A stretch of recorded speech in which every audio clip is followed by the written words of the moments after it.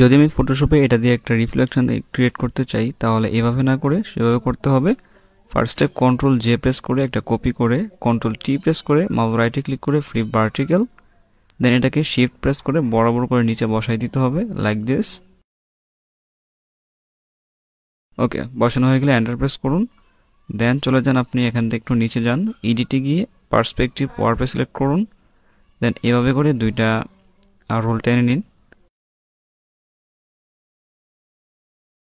ওকে, হয়ে গেলে জুম করে ভালো করে একটু এভাবে করে অ্যাডজাস্ট করে নিন প্যাকেটটার সাথে, যেভাবে আমি করছি।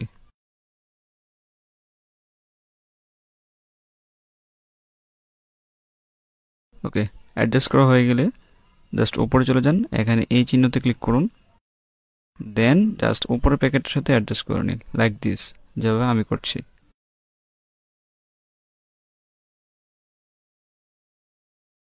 এরকম করে অ্যাডজাস্ট হয়ে গেলে জাস্ট দেখে নেবেন, দেন উপরের টিক চিহ্নতে ক্লিক করুন। ওকে, এবার জুম আউট করে ফেলুন।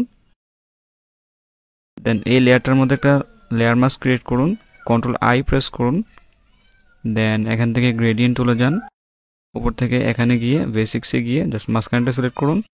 দেন জাস্ট হালকা করে এরকম করে একটা রিফ্লেকশন ক্রিয়েট করুন লাইক দিস। ওকে, আমাদের রিফ্লেকশনটা